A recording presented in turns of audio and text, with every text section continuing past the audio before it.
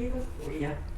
Ja tervetuloa omastakin puolesta sekä täällä läsnäolijoille että sinne linjoille. Meitä lääkäreitä koulutetaan aina kertomaan omat sidonnaisuudet ja toimin tosiaan Länsi-Uudenmaan hyvinvointialueella tutkimusjohtajana. Minulla on 10 vuoden historia koulu- ja opiskelu terveydenhuollosta Helsingistä ja Espoosta. Teen tässä ohessa myös omaa tutkimusta ja ohjaan väitöskirjoja, mutta en pidä yksityisvastaavia.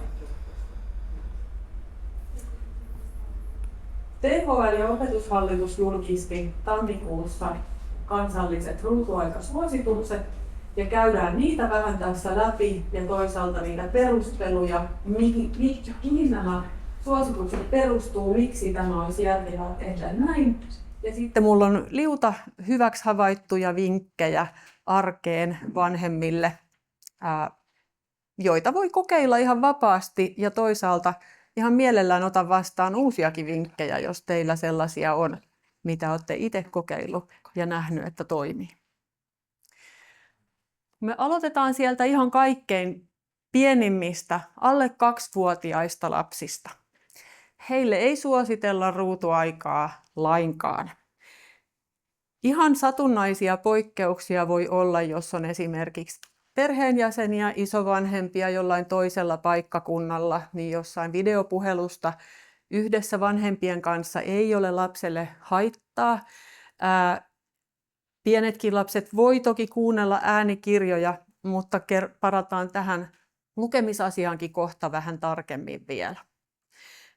Perusteluina nyt näille kaikkein pienimpien lasten suosituksille on se, että heidän unen tarpeensa on yli puolet vuorokaudesta. Ja tästä unesta nyt ei missään nimessä saisi minkään ikäiset ihmiset tinkiä, mutta ei varsinkaan pienten lasten kohdalla. Siitä on heille hyvin paljon haittaa. Silloin kun taas sitten näin pieni lapsi on hereillä, niin hänellä on ihan hirveästi opittavaa tässä tosielämässä. Hän oppii liikkumaan vain liikkumalla. Jos lapsi on kiinni sitterissä tai syöttötuolissa tai nauliintuneena ikään kuin sen ruudun ääreen, niin hän kärsii siitä, ei opi samalla lailla liikkumaan kuin mitä ikätoverit. Ja se on kuitenkin koko meidän ihmisen elämän kannalta tosi tärkeä taito.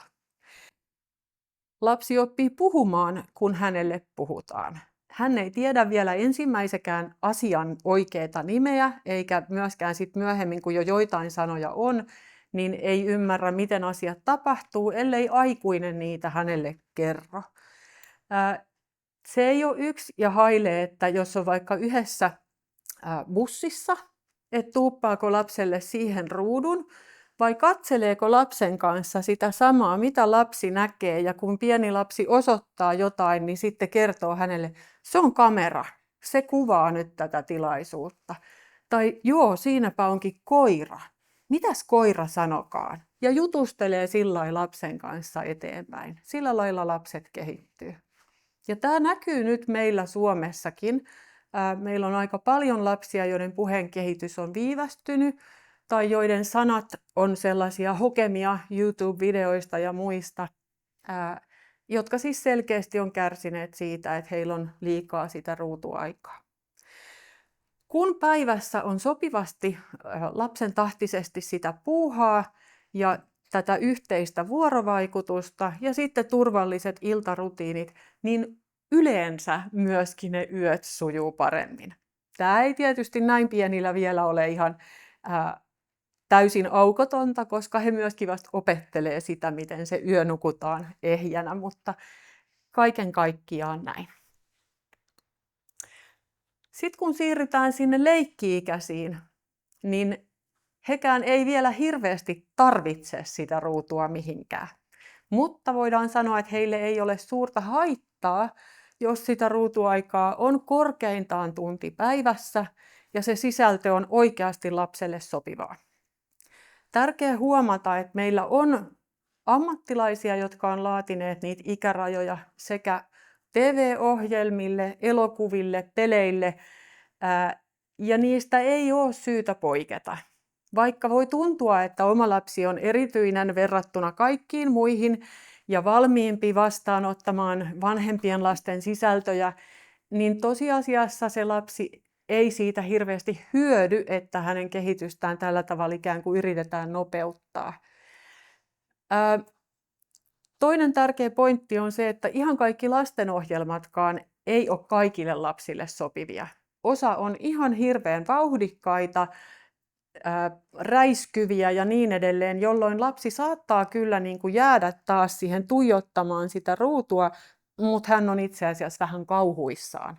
Ja sen takia vielä tämän ikäisten kanssa niin on hirmu tärkeää, että vanhemmat on siinä lähellä ja seuraa sitä lapsen omia reaktioita, että mikä on sellaista, mistä lapsi oikeasti niin kuin tykkää ja minkä kanssa pärjää. Vaikka olisi kyse siitä, että vanhempi samaan aikaan vaikka laittaa ruokaa ja lapsi sen aikaa katsoo jotain ohjelmaa. Ruutua ei missään tapauksessa tulisi käyttää siihen, että kun lapsi saa kiukunpuuskan tai jonkun muun tunnepuuskan, niin sitten tuupataan se ruutu siihen, että lapsi rauhoittuisi. Palataan tähänkin hetken päästä. Ja kaikki ruudut laitetaan pois hyvissä ajoin ennen nukkumaan menoa, niin että siihen on aikaa sille rauhalliselle yhteiselle illalle. Iltasadulle, iltapalalle, hammaspesulle, sinne petin peittelemiselle. Niin se tuo lapselle taas sen turvallisuuden tunteen, jolloin yleensä myös ne yöt sujuu paremmin. Tämänkin ikäiset lapset tarvitsevat edelleen valtavan paljon unta.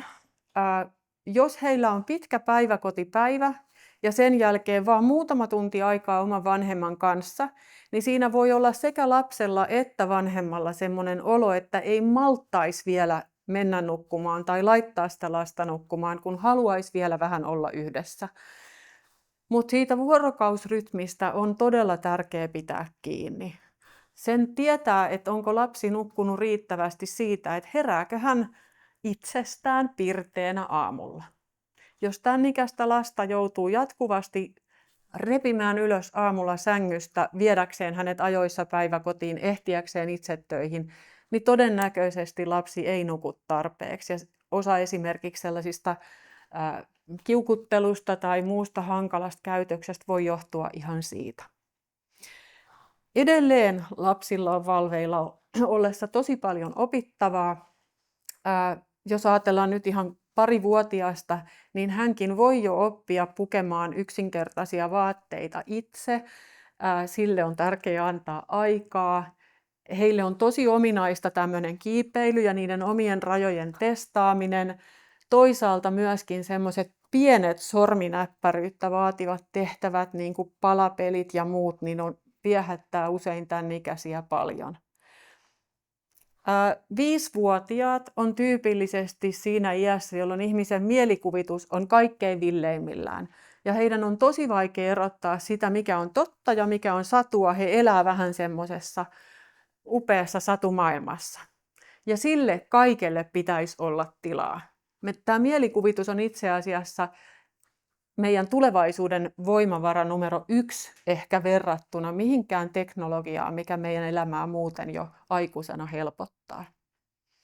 Jos me ajatellaan varhaiskasvatuspäiviäkin, joista nyt oli hiljattain lehdessä juttua, että vanhemmat on huolissaan ruutuajasta päiväkodissa ja varhaiskasvatuksen ammattilaiset on huolissaan siitä ruutuajasta kotona, niin tässä on varmasti molemmat tietyllä tavalla oikeassa. Mutta siinä lehtijutussa varhaiskasvatuksen ammattilaiset kuvasivat, kuinka he voi käyttää tablettia esimerkiksi siihen, että kun ollaan lähdössä ulos, niin annetaan lapsille tabletti niin, että he odottaa omaa vuoroa, kun toisia puetaan. Ja tämä ei nyt ole sellaista, mikä tukisi ikätasosta kehitystä. Lapsen pitää oppia se oman vuoron odottaminen ja siinä niin kuin tietyllä tavalla itsensä viihdyttäminen, pieni tylsyyden sieto, pieni pettymysten sieto. Se on sitä, mitä tämän ikäiset tarvii. No sitten me lähestytään jo kouluikää ja alkaa se lapsen oma puhe siitä, että hän haluaa oman älylaitteen ja siellä ei ole sen aika. Tutkitusti on parempi vielä odottaa. Edelleen ruutuaikaa suositellaan noin pääsääntönä korkeintaan tunti päivässä, mutta satunnaisesti tietysti tulee poikkeustilanteita. Jos perhe katsoo yhdessä vaikka elokuvaa tai pelaa jotain sellaista peliä, niin ei se tietenkään ole siitä 60 minuutin rajasta mikään ehdoton. Mutta ajatuksena lähinnä se, että se ei voi olla joka päivä se poikkeus, vaan silloin kun semmoinen oikea hetki on. Edelleen hyvin tärkeää muistaa ne ikärajat ja pitää niistä kiinni. Alakoululaiset lapset on vielä aika pieniä, vaikka he on jo monella tavalla taitavia.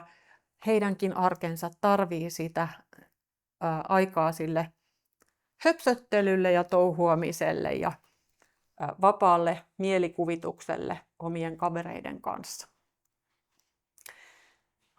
Kaikissa kehittyneissä maissa on tällä hetkellä vallalla trendi, jossa ihmiset nukkuu liian vähän, ja sen takia nyt toistuvasti nostan tämän unen tarpeen ykkösenä tänne kaikenikäisille. Alakoululaiset tarvii ihan vähintään 9 tuntia unta yössä, osa heistä enemmän. Toi 9-11 tuntia tarkoittaa sitä yksilöllistä vaihtelua siinä unen tarpeessa. Ja jos oma lapsi todella on joka aamu väsynyt 9 tunnin yöunien jälkeen, niin silloin hän todennäköisesti kuuluu niihin, jotka tarvii enemmän unta. Koululaiset harjoittelee myös tosi paljon sitä, että miten ollaan muiden kanssa, miten pelataan pelejä niin, että kaikilla on samat säännöt, miten tehdään ryhmätöitä, miten jaetaan niitä tehtäviä. Ja tällekin olisi hyvä olla myös vapaa-ajalla aikaa.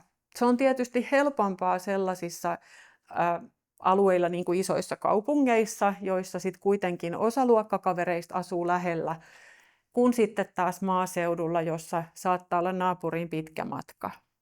Mutta nyt kun puhutaan tällainen koko Etelä-Suomelle, niin valtaosalla lapsista olisi mahdollisuus kyllä nähdä kavereita myös koulupäivän jälkeen.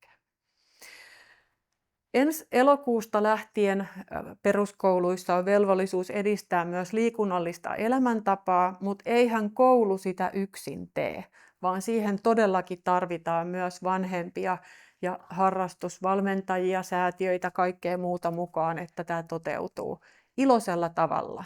Se ei tarkoita huippu-urheilua, vaan sellaista kivaa hassuttelua, yhdessäoloa.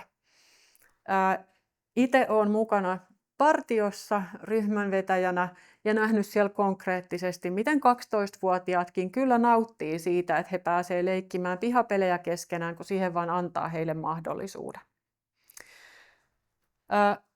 Sellaisia juttuja, mitä voi joka kodissa tehdä, niin on myös erilaiset taideprojektit.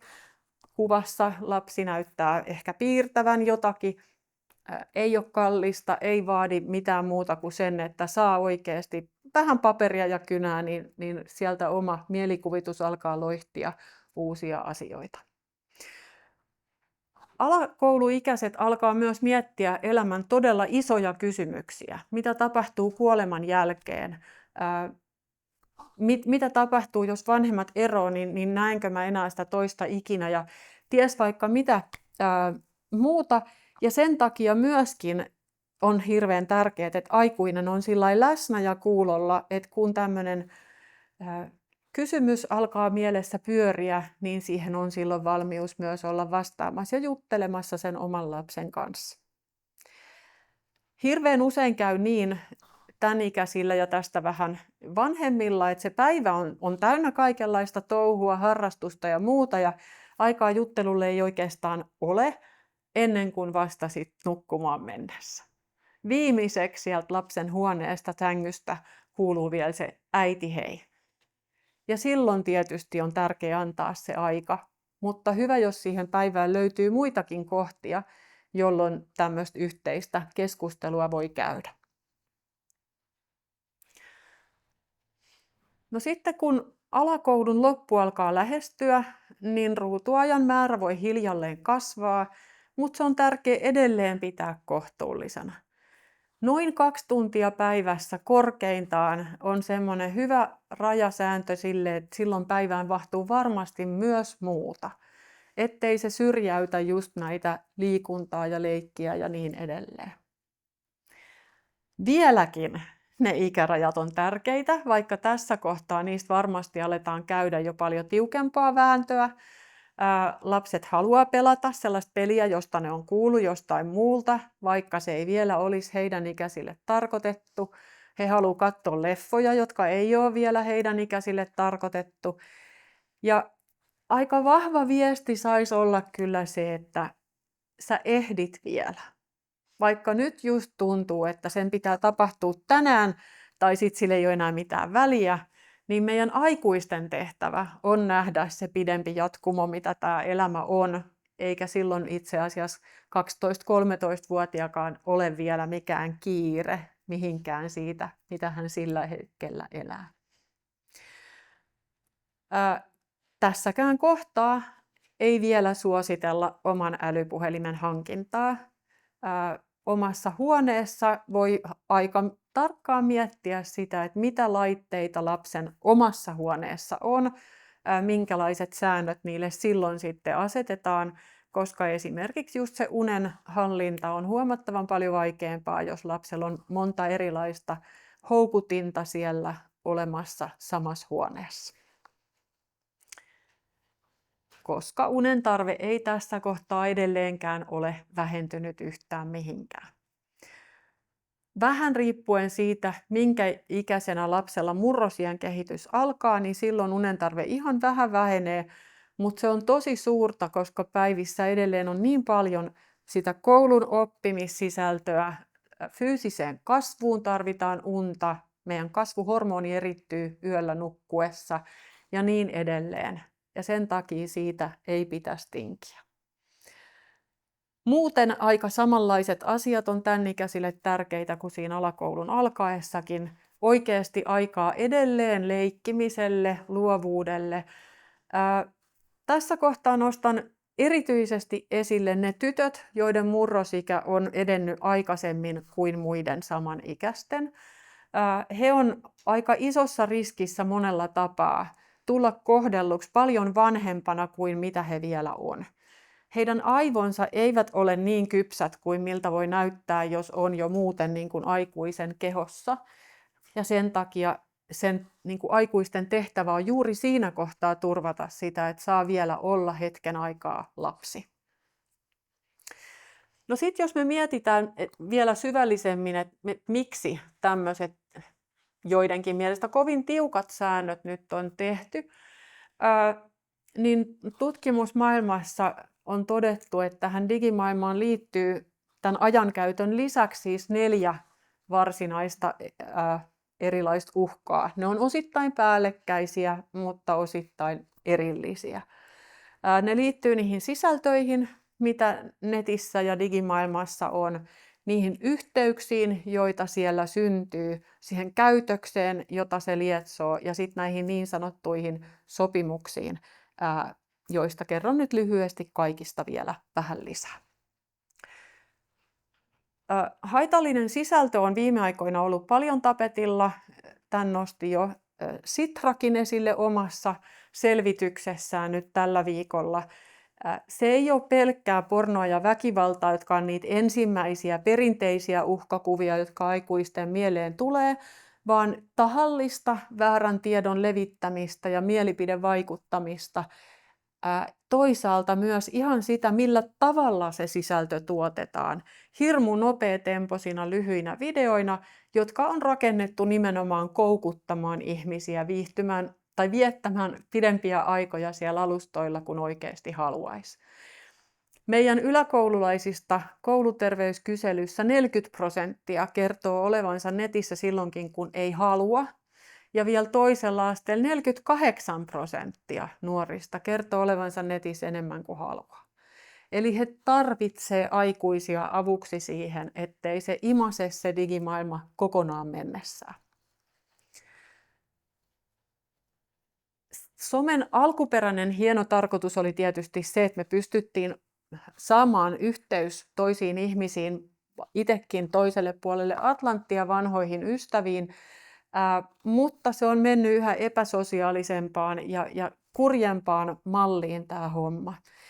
Kaikki somessa ei tietenkään ole sitä, miltä näyttää, ja me aikuiset ymmärretään se, että ihminen saattaa esiintyä vaikka toisena lapsena, ja sitten itse asiassa taustalla onkin ihan muunlaiset aikeet.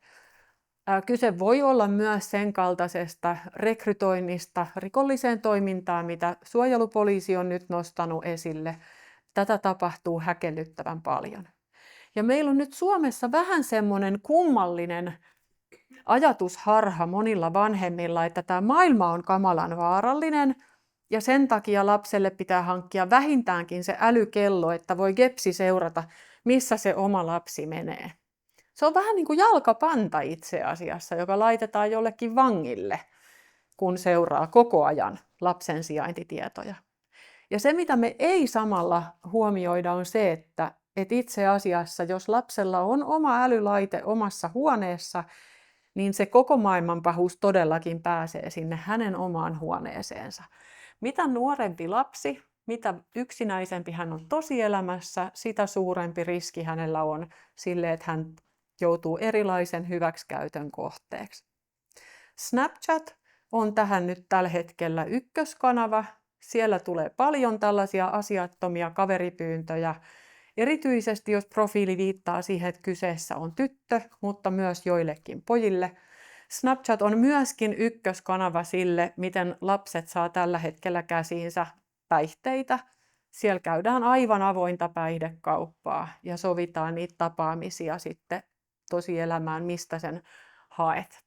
Joskus on kyse vain nikotiinituotteista, joskus huomattavasti paljon vakavammista päihteistä. Sitten on se huono käytös. Me aikuisetkin tiedetään tämä tosi monella somekanavalla. Osa ihmisistä lietsoo, riitaa, provosoi ja moni tulee käyttäytyneeksi paljon huonommin kuin mitä tulisi tällainen kasvotusten samassa paikassa ollessa. Erityisesti tämä koskettaa taas siinä mielessä nuoria, että kun vasta rakentaa niitä empatiataitoja, niin jos toistuvasti altistuu tällaiselle ja siis useita tunteja päivässä tälle huonolle käytökselle ja näkee, miten muut myöskin kommentoi toistensa kuvia, niin siihen saattaa helposti lähteä mukaan. Tai toisaalta saattaa itse myöskin masentua ja ahdistua siitä, mitä niin kuin näkee ja todistaa siellä.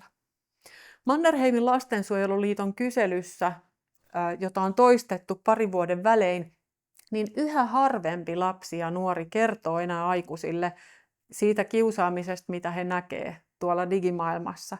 Koska he on huomannut, että ei aikuiset pysty tekemään sille yhtään mitään, niin miksi siitä kertoisi kellekään? No, nämä sopimukset viittaa sitten siihen tapaan, jolla kun ihminen luo itselleen someprofiilin, niin mitä kaikkea hän hyväksyy itse asiassa siinä samalla. Sitä tiedon keruuta ja toisaalta sitä sisältöä, jolle altistuu. Meillä on kuluttajansuojalainsäädännössä pykälät, jotka suojaa itse asiassa erityisesti alle 15-vuotiaita. Heidän ei pitäisi altistua ollenkaan sellaiselle markkinoinnille, jota ei ole erotettavissa siitä ohjelmasta. Eli esimerkiksi telkkarissa on sen takia selkeät mainostauot, jotta ne mainos erottuu siitä, mikä oli se lastenohjelma. Sen sijaan somessahan näin ei ole, vaan siellä erilaiset vaikuttajat esittelee erilaisia juttuja. Joskus he muistaa kertoa, että tämä on kaupallista yhteistyötä, joskus ei. Ja tämä ei ole lapsille sopivaa. Lapset altistuu myöskin niin kalliille tuotteille, että sekin sotii tätä meidän lainsäädäntöä vastaan, koska heidän ei pitäisi pystyä vaikuttamaan omien vanhempiensa kulutuspäätöksiin. Jos mä ajattelen tätä tutkimusmaailmaa, jossa itse toimin, niin jos mä haluan tehdä esimerkiksi kyselytutkimuksen, että mitä mieltä nuoret on jostain asiasta, niin vasta 15-vuotias saa itse päättää siitä, osallistuuko hän tähän tutkimukseen vai ei. Sitä nuoremmilta tarvitaan vanhemman lupa. Ja sitten kun mietitään tätä seksin suojaikärajaa ja muuta, niin tämä on täysin absurdi tilanne, minkälaisessa maailmassa lapset elää siellä sosiaalisessa mediassa varsinkin, mutta muussakin nettimaailmassa. Nämä ikärajathan ei niin kuin millään lailla ole linjassa toistensa kanssa. Sen takia, kun multa kysytään, että minkä ikäiselle kannattaisi hankkia älypuhelin tai minkä ikäiselle sopii some, niin mulla on vastaus valmiina. Nyt meillä on yksi teleoperaattori lähtenyt tähän mukaan ja ihana iskulause sinänsä, että lapsuus on parasta livenä. Näin todellakin on, mutta mä en tiedä mistä he keksitään, että ei alle 9-vuotiaille. Täysin absurdia, että kaikilla sen ikäisillä olisi. Missään muualla maailmassa ei ole 9-vuotiailla omaa älypuhelinta. Sen takia ajattelen, että ei älypuhelimia alle 13-vuotiaille ja ei somea alle 16-vuotiaille. Silloin päästään lähemmäs tätä muuta lainsäädäntöä, olla linjassa ja johdonmukaisia. Mutta sitten jos me ajatellaan nyt niitä vanhempia, niin miten me ajatellaan, että tämmöinen parisuhde tai vanhemmuus voi toimia, jossa se toiminen ihminen on näennäisen lähellä, mutta itse asiassa huomio on jossain aivan muualla. Tämä on Banksin taulu. En ole häneltä voinut kysyä lupaa sen käyttöön, mutta tämä suotaneen anteeksi.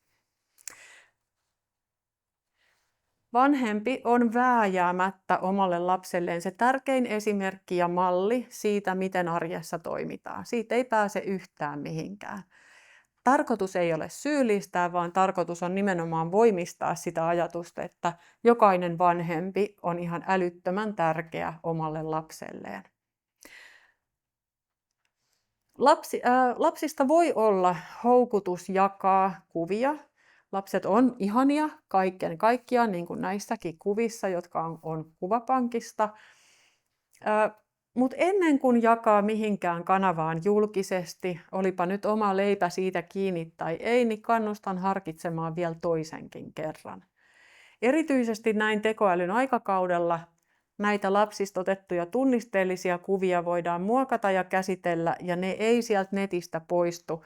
Mikä on niin kuin lapsen mahdollisuus itse edes vaikuttaa siihen, minkälaista materiaalia hänestä sitten on, kun hän kasvaa vähän isommaksi, niin joka puolella saatavilla. Kun miettii sitä omaa lasta ja omaa käytöstä, oman puolison käytöstä, niin nämä säännöt pätee yhtä lailla lapsiin ja meihin aikuisiin, että ärtyneisyys, väsymys, kiukuttelu, paha mieli, kaikki voi meillä jokaisella itse asiassa olla myöskin oireita siitä, että me ollaan oltu liikaa niin laitteilla. Keskittymisvaikeudet, ainakin itse olen huomannut sen, että jos jonain päivänä tulee oltua liikaa puhelimella, niin sen jälkeen on tosi paljon vaikeampi keskittyä lukemaan sitä pitkää tieteellistä tekstiä, kuin jos näin ei olisi toiminut.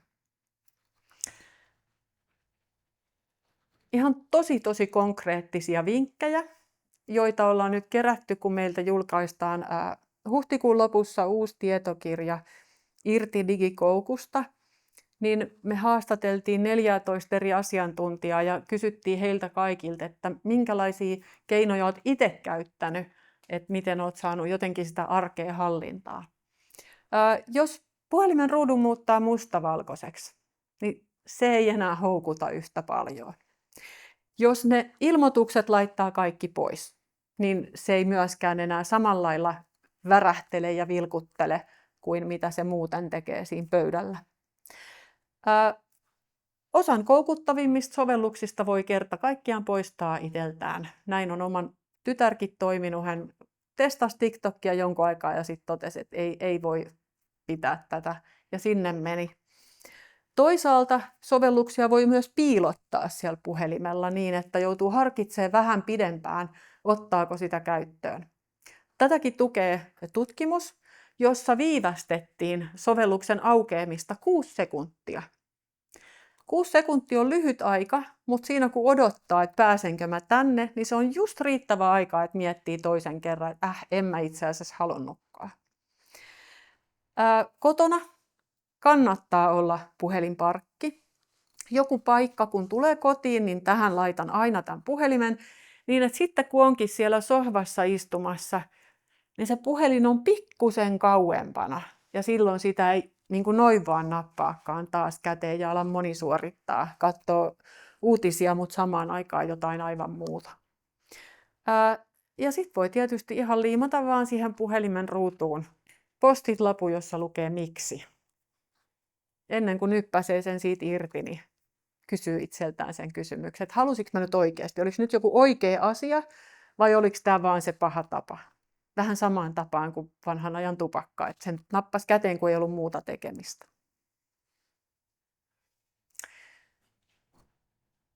Niistä äänikirjoista lupasin sanoa, ne ei ole sama asia kuin se, että vanhempi istuu lapsen kanssa ja lukee kirjaa. Me ollaan Pasilan kirjastossa, kuinka ollakaan. Kirjat on ihan huippuhieno tapa lapsen kanssa tutkia maailmaa, törmätä sanoihin ja kuviin, joita ei muuten arjessa näe, ja siten lapsen kanssa niitä käydä läpi ja avartaa sitä maailmaa, sanavarastoa. Ja toisaalta jälleen siinä pystyy aistimaan sitä lapsen tunnelmaa, minkälaisesta kirjasta hän tykkää, mistä ei niinkään, mikä on liian pelottavaa. Ja se itseläheisyys siinä on ihan korvaamatonta, erityisesti iltaisin. Siitä lapsen rauhoittamisesta puhelimilla, siitä on todella vakuuttavia tutkimuksia. Jos 3-vuotiaan näitä tahdonpurkauksia rauhoittelee puhelimella, niin 5-vuotiaana lapsella on huomattavasti isompi riski, että hänellä on merkittäviä käytösongelmia. Eli sillä, että vanhempi pääsee pienen hetken helpommalla, niin hän itse asiassa päätyy kaivamaan itselleen syvempää kuoppaa, koska sitten sen 5-vuotiaan kanssa onkin jo paljon vaikeampaa päästä niistä kiukunpuuskista yli. Mitä enemmän on yhteistä ulkoilua, liikuntaa, höpsöttelyä, pallottelua, niin edelleen retkeilyä, niin sitä varmemmin tulee hyvälaatuista unta. Sitä varmemmin lapsi pystyy keskittymään ja oppimaan koulussa. Sitä varmemmin hänellä on hyvä mielenterveys, kun hän on saanut olla aktiivinen myös fyysisesti. Meidän aivot on tällaiset kivikautiset ja sen takia näillä tämmöisillä vanhan ajan konsteilla on meille niin iso merkitys. Omassa perheessä käytiin jonkun verran ravintoloissakin syömässä silloin, kun lapset oli aika pieniä. Ja meillä oli aina erilaisia puuha- ja värityskirjoja ja kyniä mukana. Ne oli hirmu hauska keino siinä, kun odotellaan, että se ruoka tulee, niin yhdessä vähän siinä väritellä ja hupsutella. Ja tuli itse asiassa tosi paljon kiitosta ympäristöltä, että olipa hauska, kun teillä oli lapset mukana ja mitäs ne siellä itse asiassa touhus. Tuossa on mun piirtämä kuva 5-vuotiaana. Olen saanut piirtää lapsena tosi paljon ja nauttinut siitä. Jostain syystä se oma nimikin piti laittaa sinne peräti 3 kertaa. Olin niin ylpeä, kun osasin ne kirjaimet jo silloin. Mutta pointti on tässä kohtaa se, että on hirmu tärkeää luoda semmoista arkea, jossa on aidosti ruuduttomia hetkiä, joista kanssa pidetään kiinni. Ihan parhaita hetkiä on yhteiset ruokailut. Se on sinänsä aika sama tässä mielessä, että mitä siinä syödään, kunhan ollaan yhdessä, jutellaan päivän kuulumisia. Voi myös lapselle kertoa, että äidillä oli tänään tosi raskas päivä töissä, että äidillä on nyt pikkusen pinnakireellä, niin se on semmoinen varoitus lapsellekin, että nyt just tänään ei ehkä kannata sitten ryppyillä. Toisaalta, kun mennään kylään kavereiden luokse, niin on korrektia opettaa omalle lapselle, että siellä ei sitten mennä ensimmäiseksi puhelimelle sinne sohvan nurkkaan, vaan siellä sulla on mahdollisuus myös olla niiden muiden lasten kanssa ja tutustua heihin ja oppia taas olemaan silleen yhdessä. Ja ne iltatoimet, ei lapsille ruutua, ei vanhemmalle ruutua, vaan ollaan yhdessä, rauhoitetaan se hetki. Näistä en lähtisi tinkimään. Osa aikuisista pelkää sitä, että he tuottaa itse omalle lapselleen pettymyksiä ja sen takia on vaikea oikein asettaa mitään rajoja. Mutta tähän mä toisin teille mun edesmenneen isän viisauden, joka sanoi, että vanhempien tehtävä on minimoida lapsensa kyynelten määrä koko elämän aikana. Ei siinä yhtenä iltana, jolloin mä haluun ja kyyneleet roiskuu, vaan miettiä, että mitä mä teen tänään, niin mitä siitä seuraa pidemmällä aikavälillä. Tämän hetken pieni itku saattaa säästää aika monelta suuremmalta murheelta myöhemmin. Ja lapsi kyllä nauttii siitä turvallisuuden tunteesta, joka näistä johdonmukaisista säännöistä seuraa. Nyt 2 nuoren aikuisen äitinä sanoisin, että se yhdessä vietetty aika on ollut täysin korvaamatonta. En hetkeäkään vaihtaisi pois. Mikään muu ei ole ollut niin tärkeää, vaikka tämmöistä näennäisen suurta uraa tässä on mukamas tehnyt, niin aina on halunnut olla lapsille läsnä. Mutta vanhemmuuden ei tarvitsisi olla niin yksinäistä ja raskasta ja vaativaa kuin mitä se tällä hetkellä on. Me voidaan vanhemmat myöskin käyttää tätä teknologiaa keinona luoda niitä, niin kuin Mona Moisala kuvasi, koko luokan yhteinen WhatsApp-ryhmä aikuisille ja sopia siellä yhteisiä sääntöjä, jolloin pystyy myös sanomaan, että mä tiedän, että Pekan ja Aishan vanhemmilla on samat säännöt kuin meillä. Nyt ei tarvitse niin kuin tästä ruveta, että kaikki muut saa, kun tiedät, että ei päde. Voi jakaa semmoisia hyväksi havaittuja keinoja, voi toisaalta pyytää muilta vanhemmilta apua, että mitä te tekisitte tässä tilanteessa. Ja tietysti meiltä saa apua myös virallisia kanavia pitkin, neuvolat, oppilashuolto, sosiaalipalvelut, järjestöt, kaikki on olemassa sitä varten, että tuetaan toinen toisiamme. Kun jaksaa olla pienelle lapselle vanhempi, eikä siinä vaiheessa vielä kaveri, niin siitä lapsesta voi kasvaa vanhemmalle myöhemmin oma kaveri. Ja nyt puhun kokemuksen syvällä rintaäänellä. Kiitos paljon salissa olijoille ja linjoilla olijoille. Nyt me katsotaan Tuijan kanssa vielä vähän teidän kysymyksiä.